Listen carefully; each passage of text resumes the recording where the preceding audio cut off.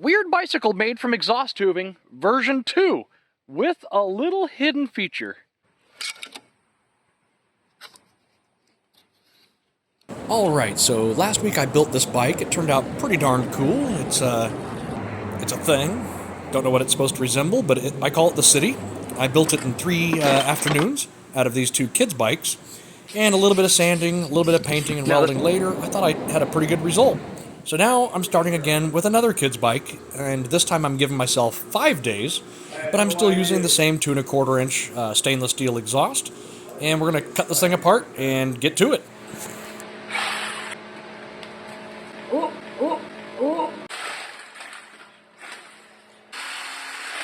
Can we just take a moment to appreciate these beard lines?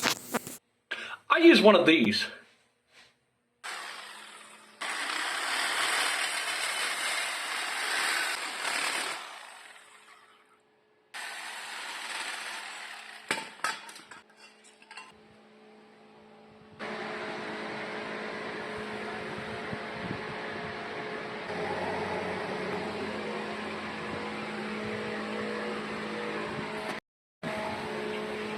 Alright, sorry about the loud fan in the background, but what we're going to do is, I've cut a hole in this tube here to fit this 1 1/4 pipe through. That'll be the main structure going up through the bike.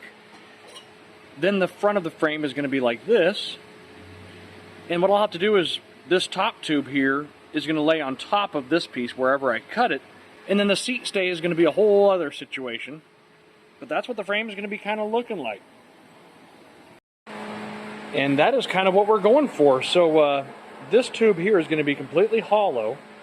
And what I'm going to do is have a rack that slides out of this thing and protrudes out the back. The only problem is without a solid tube going up here, I've got to triangulate it. So I'm going to have a few more tubes, 2 more tubes, come up and meet up with the new seat post. Something kind of like that. This tube here is only going to be welded to the top of this, which means it'll bend super easy, and this needs to stay perfectly straight. So I think these two will triangulate it. All your weight pushing down isn't going to crush this tube, but all your weight going back and forward and side to side will. So 2 more of these branching off from the back should just about solve that. Maybe. All right, and after just a little bit of welding, this is what I've got so far. Now this area in the back is a little bit deceiving, but it is above the tire by a good 1/2 inch or so. And that's where the lumber rack, that's where the little rack is going to protrude from. What I've got to do is make sure that when I'm welding on this tube, I don't burn anything into it. And it looks like the rack will be about this whole length here.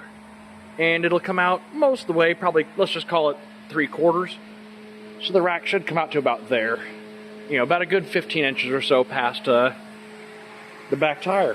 Well, not past the back tire, but beyond the little tubey goodie right there.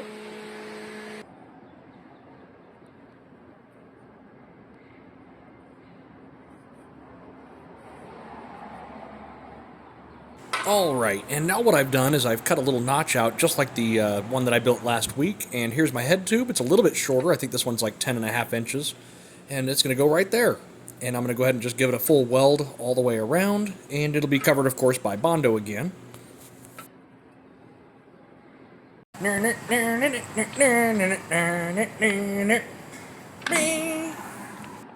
And wherever this is in the video, if you guys are still here, awesome, I appreciate it. If you could hit that subscribe button, that would help me out a ton.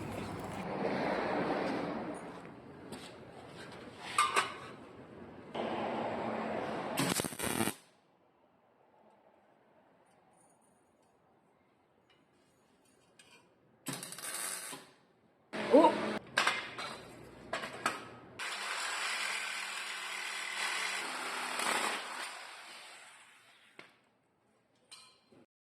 Alright, so since the seat post is not technically going to be going through the frame in that top tube piece that you see, here's the top tube of the mountain bike. Well, it used to look like that.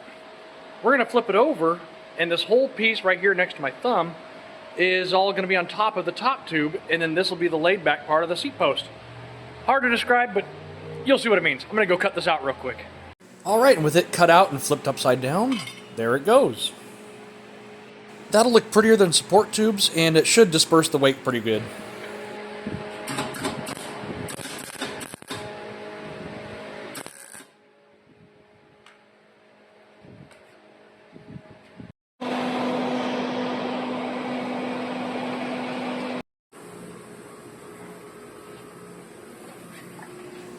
I promise you guys will see it in its final form a little bit later in the video.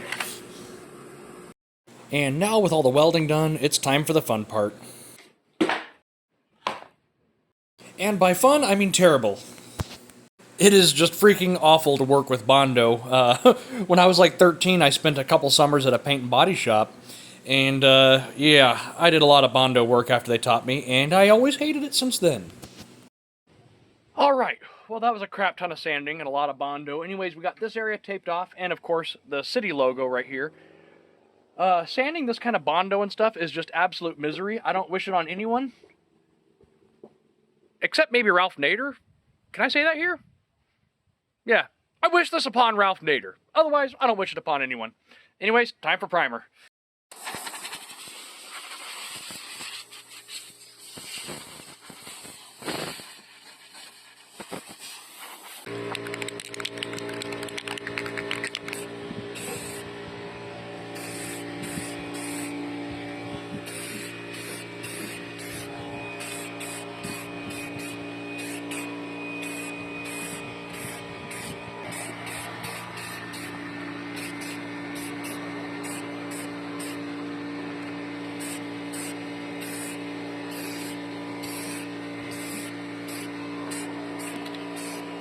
Oh, we got a paint inspector.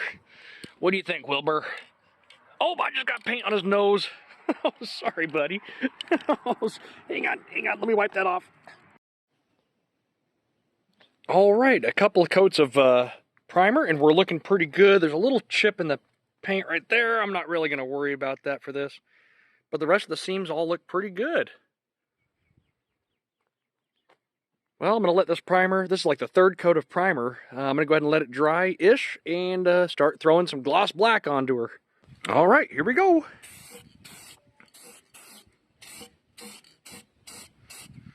A little bit windier out here than I'd like it to be.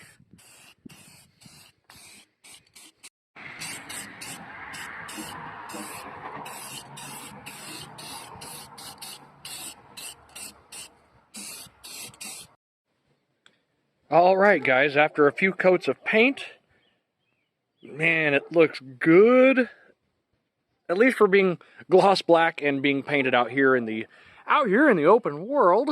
We're not really supposed to paint, but I am super happy with it. And just like the last one over there, that is stainless steel. And so is that. That's just the raw metal poking through the paint. Alright guys, we got a whole box of parts, a bicycle that's drying, so I gotta be kind of careful on the reassembly. Anyways, hopefully at the end of this, all these parts are on here, cleaned up and working, no spare parts, and a riding bike. Alright, and before I put this wheel on the bike, there's one more little thing I'd like to change out, is to go from a 6 to a 7 speed.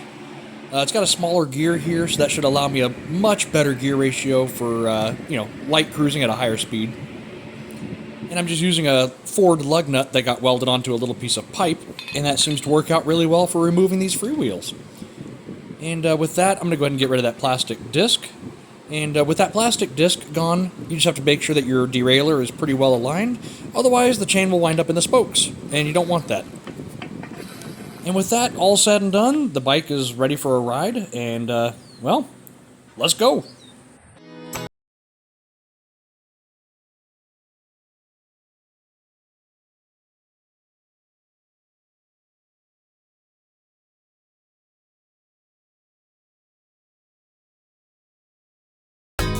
Alright, so we're riding version 2, ow, I just got hit with a bug, of the CITI Bike. Seems to be doing pretty good. Well, the whole point of this bike wasn't to re-engineer the mousetrap, or to make anything better than you could buy off the store. It was just to have fun with a different design, and I think we did it. And the 1x7 drivetrain is actually working out really good. I am using like a 40 tooth in the front, and it goes all the way down to an 11 tooth in the back. Oh, I got a big bump. And I think with that, you have plenty of gear to choose from for all your typical, like, around city riding, and even some pretty hilly terrain.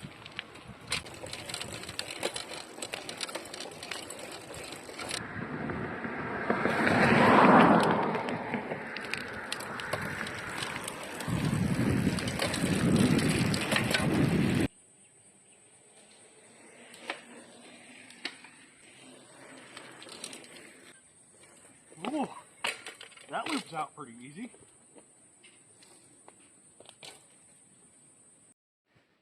Well, after about a 4-mile trek, the CITI version 2 turned out really nice. As you can tell, I'm a little bit sweaty. Now, that's not the problem with the 1x7 drivetrain. I've got plenty of gear to choose from. It's because it's very hot outside. I'm just kidding. I'm very out of shape right now. But now I think it's time to show you guys what's inside the tube.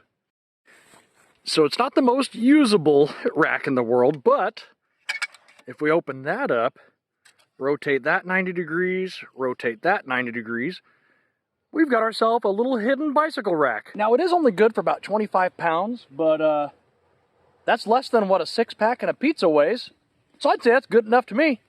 Now, I know that this looks like true, authentic carbon fiber, but surprise, it is just a little sticker.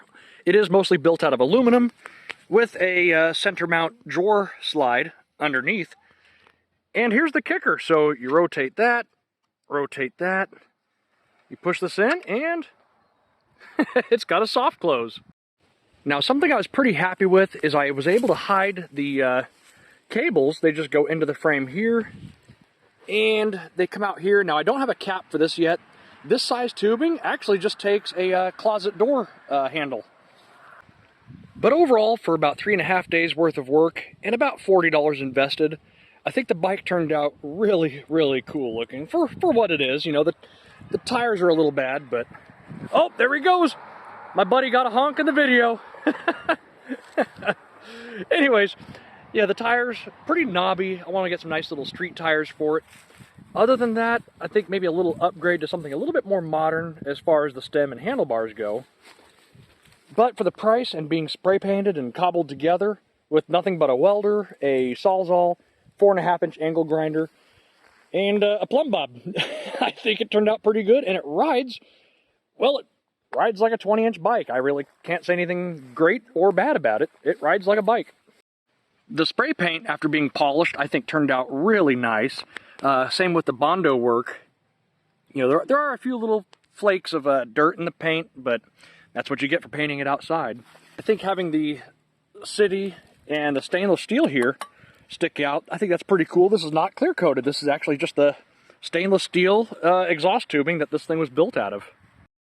I hope that this goes to show that, you know, if you have very few tools and a 10-foot by 10-foot concrete pad to work on, you could so easily build something like this. You know, even if the measurements are a degree or two off, or you're 1/8 of an inch off somewhere, it's not going to matter. You're building a bicycle, you're not building a Ferrari.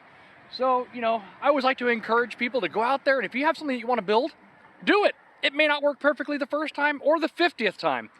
And that's okay. That's all part of the learning process. But as long as you're keeping your hands busy and making something for yourself, that's a win in my book. Anyways, guys, take care, and I'll see you on the next one.